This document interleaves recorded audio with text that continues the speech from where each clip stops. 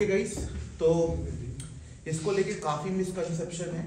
Okay, मैं एक एक करके पहले मिसकंसेप्शन दूर कर देता हूँ, फिर आपको जो भी डाउट है वो पूछ लेना। ओके, पहली बात कि ये बॉडी जो है NMC, इसकी वैल्यू, इसकी बातों का कितना वैल्यू है, ये भाई साहब ने पिछले साल बोला था कि हम जितने भी प्राइवेट कॉलेज हैं उनके 50% सीट्स को गवर्नमेंट मेडिकल कॉलेज की फीस जितना कर देंगे ताकि बच्चे उसमें एडमिशन इजीली ले पाए, जिसका कुछ भी नहीं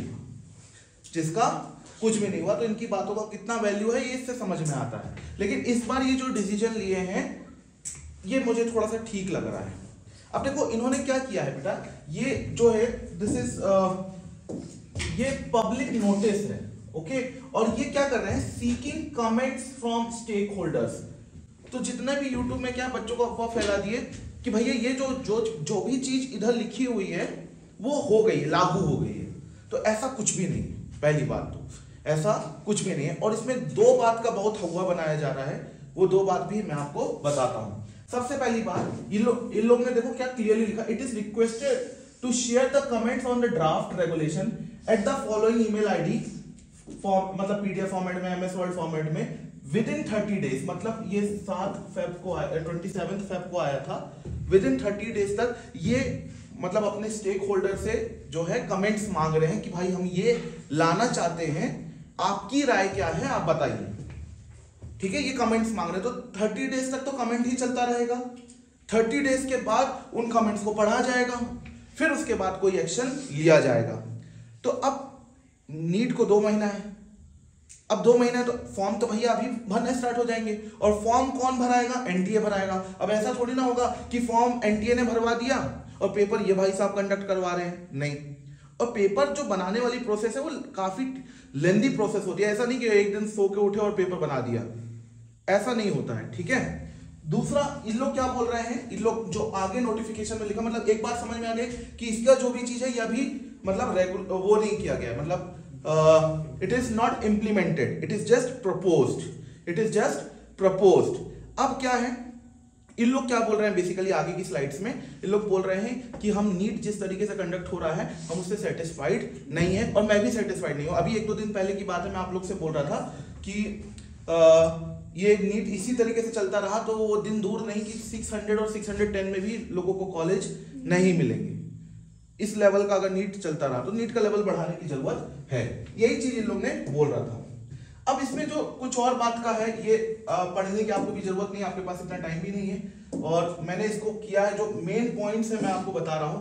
अब यहाँ पे दूसरा मेन पॉइंट है बेटा, यहाँ पे ये जो भी चीज लेके आए हैं, मतलब कि अगर बोलते हैं कि अगर हम जो भी चीज यहाँ पे आपको बता रहे हैं अगर हम उसको इंप्लीमेंट करते हैं तो क्या होगा, provided that the undergraduate medical education board shall notify with reasonable lead time। अगर ये सब चीज इंप्लीमेंट होती है तो रीजनेबल लीड टाइम के बाद आपको दिया जाएगा कि इतना लीड टाइम के बाद ये चीजें इंप्लीमेंट की जाएंगी, ताकि that aspiring students are not put to determined, मतलब किसी भी एस्पिरेंट को है ना इससे इंपैक्ट ना हो। ऐसा क्या चीज है इसमें जो इंपैक्ट कर सकता है? पहला चीज कुछ नंबर ऑफ अटेम्प्ट को लेके है, कुछ फॉरेन में एडमिशन को लेके है। तो एक तो की पॉइंट्स है जो मैं आपको बताता हूं। ये बोल रहे हैं कि अगर हम ये ले आते हैं तो ये सब चीज एलिजिबिलिटी क्राइटेरिया पे इन लोगों ने पहला क्वेश्चन मार्क लगाया है, और अपना नया एलिजिबिलिटी क्राइटेरिया कि अगर हम फोर्स में आ जाते हैं तो हमारी एलिजिबिलिटी क्राइटेरिया ये रहेगी, no student shall be eligible to pursue graduate medical education either in India or elsewhere. समझ में आ रहा है आप लोग को?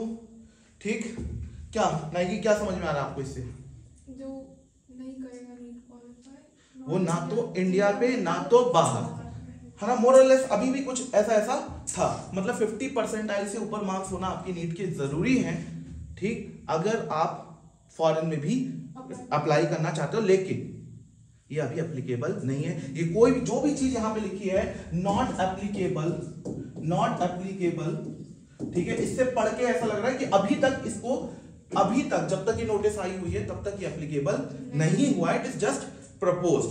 तो मुझे ऐसा लगता है कि 2023 पे इसका कोई भी इफेक्ट नहीं होगा, ठीक है, 2023 में इसका कोई भी इफेक्ट नहीं होने वाला है। लगता क्या है, इट इज क्लियर कि अभी 2023 में आप सब कोई सेफ है। देखो इसमें एक चीज और है कि टाई ब्रेकर, ये टाई ब्रेकर क्या है, मतलब अगर दो बच्चों के मार्क्स सेम आ जाते हैं, मान लो हाँ 620 मार्क्स नाइकी के भी आए, 620 मार्क्स सोहेब के भी आए, तो क्या होगा कि किसको रैंक ज्यादा मिलेगी, किसको रैंक अच्छी मिलेगी।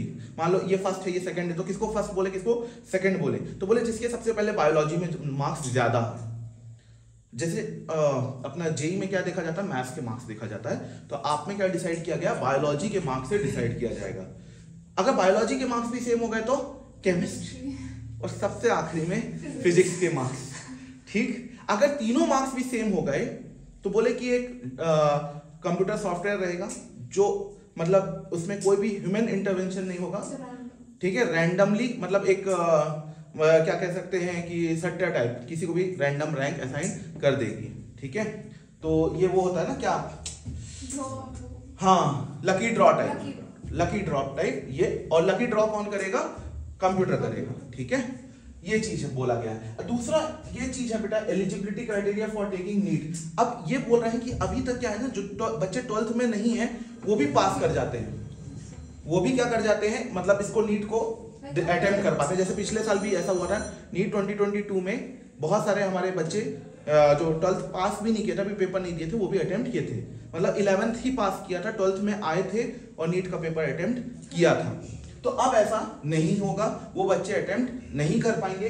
दूसरा यहाँ पे वो हो रहा है, देखो इस लाइन को मैं पढ़ता हूँ, no aspirant shall be allowed to take NEET UG unless he pass 10+2 with subject of 10+2 with subject of physics, chemistry and biology और biotechnology and English that candidate has passed in last 2 year of his education.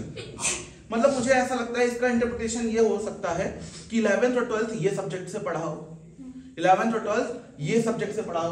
लोग बाग इसका conclusion क्या draw कर रहे हैं कि भाई ये ऐसा है कि सिर्फ 2 अटेम्प्ट या 3 अटेम्प्ट ही अलाउ है नीट के लिए, सिर्फ 2 अटेम्प्ट या 3 अटेम्प्ट ही अलाउ है नीट के लिए, जिसका इससे कोई मतलब ऐसा इंटरप्रिटेशन अभी नहीं है। देखो जो भी चीज है नीट 2023 के लिए, नीट 2023 के लिए नो एज लिमिट, नो मतलब एज लिमिट के बारे में इस नोटिस में कोई भी कमेंट नहीं है। नंबर ऑफ अटेम्प्ट डायरेक्टली कहीं भी मेंशन नहीं है, तो घबराने की कोई भी जरूरत नहीं है, आप बिंदास पढ़ाई करते रहो। ठीक है, आई होप अब आप रूमर्स के चक्कर में नहीं पड़ोगे। इस नोटिस का नीट 2023 से कोई वास्ता नहीं है, समझ में आया। और एनसीईआरटी का सिलेबस को लेके है कि एनसीईआरटी में बहुत सारे सिलेबस रिड्यूस हुए हैं, आप नीट 2023 को इससे भी कोई वास्ता नहीं है। नीट 2023 में आपको जो सिलेबस अभी तक प्रिपेयर कर रहे हो वही करना है, क्योंकि एनसीईआरटी का ये जो रिड्यूस पार्ट है ये अगले साल से एप्लीकेबल होगा, तो अगले साल देखेंगे मतलब जब तक ऑफिशियल नोटिफिकेशन नहीं आ जाता तब तक आपको नीट 2022 के सिलेबस के हिसाब से पढ़ना है, नीट 2024 के लिए नीट 2023 के सिलेबस के हिसाब से पढ़ना है, क्योंकि अभी कुछ भी कंफर्म नहीं है। हाँ, बाद में कंफर्म हो जाए कि हाँ हम ये सिलेबस नहीं लेने वाले हैं तो ड्रॉप कर देंगे, वो अलग बात है। ओके।